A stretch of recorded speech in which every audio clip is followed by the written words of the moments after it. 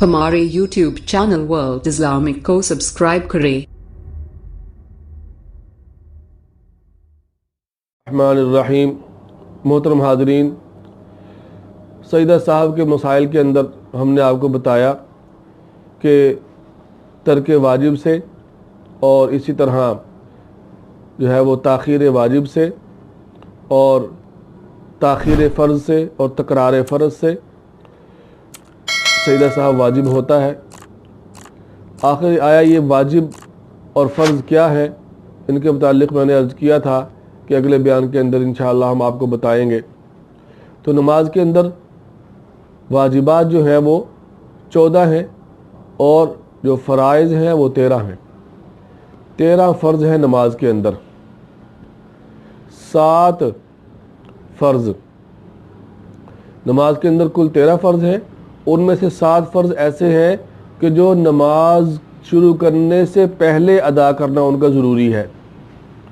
नमाज शुरू करने से पहले भी उनका होना ज़रूरी है, और 6 ऐसे हैं जिनका नमाज के अंदर होना ज़रूरी है। तो ये 6 और 7 कुल 13 हो गए। तो ये 13 फ़र्ज़ हैं नमाज के अंदर। अब वो कौन से हैं जो 7, वो 7 कौन से हैं जो नमाज शुरू करने से पहले ज़रूरी हैं? तो उनमें सबसे पहले जो है वो बदन का पाक होना। आपका बदन पाक होगा तो नमाज होगी। बदन नापाक है, पेशाब पखाना लगा हुआ है, तो आपका जो है ना वो जिस्म ही नापाक, तो नमाज नहीं होगी। दूसरा फ़र्ज़ है कपड़ों का पाक होना। ये जो कपड़े आपने पहने हुए हैं ये भी पाक हो, पेशाब पखाना इन पर ना लगा हो या और कोई नापाक चीज़ ना लगी हो। नंबर 3, जगह का पाक होना। जिस जगह आपने नमाज पढ़नी है तो वो जगह भी पाक हो। तो बदन का पाक होना, कपड़े का पाक होना नंबर 2, और नंबर 3 जगह का पाक होना। ये निहायत ही ज़रूरी है। नंबर 4 है सतर का छुपाना। सतर का छुपाना यानी इंसान का जिस्म ढका हुआ हो, कपड़े उसने पहने हुए हो। नंगा नमाज पढ़ेगा तो नमाज नहीं होगी। या कम अज़ कम इतना लिबास कि जिससे सतर ढक जाए, जिससे सतर ढक जाए। अब ये मर्द और औरत का अलग-अलग इसके अंदर सतर है। मर्द का जो सतर है वो नाव से घुटने तक है, नाव से लेकर घुटने तक। अगर ये हिस्सा छुपाया हुआ है तो ये सतर है, नमाज हो जाएगी। लेकिन औरत का सारा जिस्म ही सतर है, सिवाय हथेलियों के और मुंह के और पाँव के। ये सिर्फ नमाज की हालत में है, वरना आम हालत में तो गैर महरम के सामने चेहरा भी उसका जो है ना वो सतर के अंदर दाखिल है। चेहरे को भी गैर महरम के सामने वो चेहरे को ढांपेगी। तो पांचवा जो है ना वो फ़र्ज़ है वक़्त का होना। अगर किसी शख्स ने ज़ोहर की नमाज का वक्त हुआ और उसने जो है ना वो असर पढ़ ली, तो चूंकि अभी असर का वक्त नहीं हुआ, तो जब वक़्त नहीं हुआ तो फिर नमाज कैसे अदा हो जाएगी? तो वक़्त का होना भी ये फ़र्ज़ में दाखिल है। वक़्त होगा तो फिर नमाज होगी, वरना नमाज नहीं होगी। तो 5वां फ़र्ज़ है वक़्त का होना। और 6ठा फ़र्ज़ है क़िबले की तरफ मुँह करना। आपने क़िबले से जो है ना वो और किस तरफ रुख कर लिया, क़िबले से आप हट गए, क़िबले के अलावा जिस तरफ चाहे आप रुख कर ले, नमाज नहीं होगी।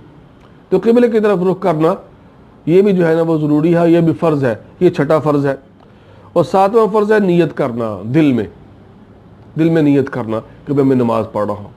और नियत जो है ना इसके अंदर असल ये है कि दिल की नियत होती है।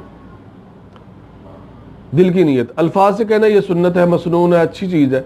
अगर कोई कहता है, जैसे कि इंसान कहते हैं आजकल जो है ना वो कहा जाता है कि 2 रकात नमाज नफिल, मुंह तरफ काबा शरीफ के, ठीक है ना भाई, या फला वक्त में ये फ़र्ज़ पढ़ रहा हूँ, तो ये भी अच्छा है। लेकिन असल नियत दिल की है कि दिल से मुतवज्जो हो कि मैं ज़ोहर पढ़ रहा हूँ, असर पढ़ रहा हूँ, असर के फ़र्ज़ पढ़ रहा हूँ। ये असल नियत जो है ना वो दिल का नाम है, दिल की जो है ना इरादे का नाम है नियत। तो ये 7वीं चीज़ है। तो ये 7 फ़र्ज़ तो ऐसे हैं कि जो नमाज से बाहर हैं, नमाज से बाहर। और अब 6 जो है ना ऐसे हैं कि जो नमाज के अंदर है। जैसे अल्लाहु अकबर कहना, ये कहकर इंसान नमाज शुरू करता है, اللہ اکبر. تکبیر تحریمہ اسے کہتے ہیں. اسے تکبیر تحریمہ اس لیے کہتے ہیں کہ وہ چیزیں جو نماز جو ہے نا پہلے کیا تھی, حلال تھیں, نماز سے باہر, اب وہ نماز کے اندر حرام ہو گئیں. نماز کے اندر ان کو نہیں کر سکتا انسان, جیسے کھانا پینا ہے, بات چیت کرنا ہے, تو یہ نماز کے اندر نہیں کر سکتا. اب کیوں؟ تکبیر تحریمہ کہہ لیا, اللہ اکبر کہہ لیا. دوسرا یہ کھڑا ہونا, 8ویں یہ تھی اللہ اکبر کہنا, اور 9ویں, اور اس میں جو ہے نا جو باہر ہے جو نماز کے اندر ہے اس میں دوسری, یعنی قیام کرنا, یعنی کھڑا ہونا. کھڑا ہونا بھی فرض ہے. اگر کوئی بغیر جو ہے نا عذر کے کھڑا ہی نہیں ہوگا, آیا ہے انسان اور کرسی پہ بیٹھ کے نماز شروع کر دی, حالانکہ کھڑا ہو سکتا ہے. انسان آیا اور بیٹھ کر نماز شروع کر دی, فرض نماز, کھڑا ہو سکتا ہے, کھڑا ہونے پر قادر ہے, بیمار بھی نہیں ہے, تو نماز نہیں ہوگی, اس کے فرض چھوڑ گیا. کھڑا ہونا بھی کیا ہے؟ فرض ہے. اسی طرح قرات کرنا, یعنی نماز کے اندر سورہ فاتحہ کا ملانا, اور قل هو اللہ, سورہ فاتحہ کا پڑھنا, سورت کا ملانا, یہ قرات کہلاتا ہے. اگر یہ کسی نے نہیں کی تو اس کی جو ہے نا وہ نماز نہیں ہوگی. اسی طرح رکوع کرنا, رکوع کرنا جو ہے نا یہ بھی فرض ہے. دونوں سجدے کرنا فرض ہے. قاعدہ اخیرہ میں اتحیات پڑھنے کی مقدار بیٹھنا, یہ جو ہے نا یہ 13واں فرض ہے. قاعدہ اخیرہ یعنی آخری تشہد قاعدہ اخیرہ کو کہتے ہیں. آخری تشہد کے اندر, آخری قاعدہ کے اندر اتحیات کی مقدار بیٹھنا, اتحیات کی مقدار بیٹھنا, یہ بھی فرض کے اندر داخل ہے. اتنی دیر اگر کوئی نہیں بیٹھے گا, قاعدہ کا مطلب ہوتا ہے بیٹھنا. اچھا سوال کیا آپ نے کہ قاعدہ کا مطلب ہے بیٹھنا, تو آخری جو ہے نا جو نماز کے اندر تشہد کے اندر بیٹھا جاتا ہے اسے کہتے ہیں قاعدہ اخیرہ. تو قاعدہ اخیرہ کے اندر تشہد پڑھنے کی مقدار بیٹھنا یہ بھی فرض ہے. اتنی مقدار کوئی نہیں بیٹھے گا تو نماز ہی نہیں ہوگی, یہ فرض ہے.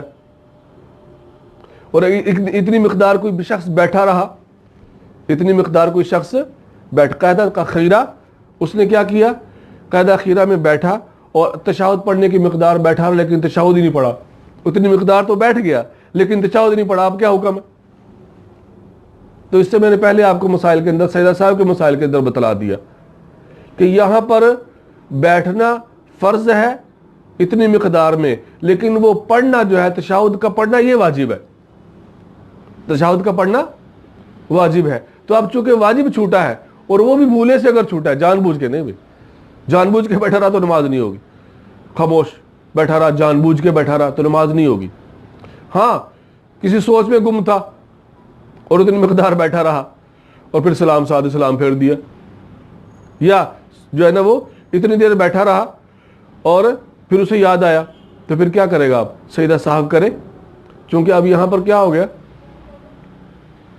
یہاں پر اس نے ایک واجب تھا, تشہد کا پڑھنا واجب تھا, وہ اس نے مؤخر کر دیا, اس میں تاخیر ہو گئی. تاخیر واجب یہاں لازم آ گیا. بات سمجھ آ رہی ہے نا؟ تاخیر واجب یہاں لازم آ گیا, تو اس کی وجہ سے سجدہ سہو کرے گا تو نماز ہوگی.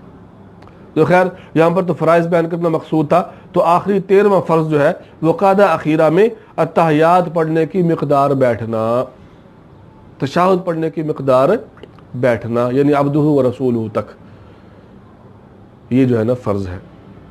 یہ 13 فرض ہے نماز کے. اللہ ہم سب کو عمل کی توفیق عطا فرمائے.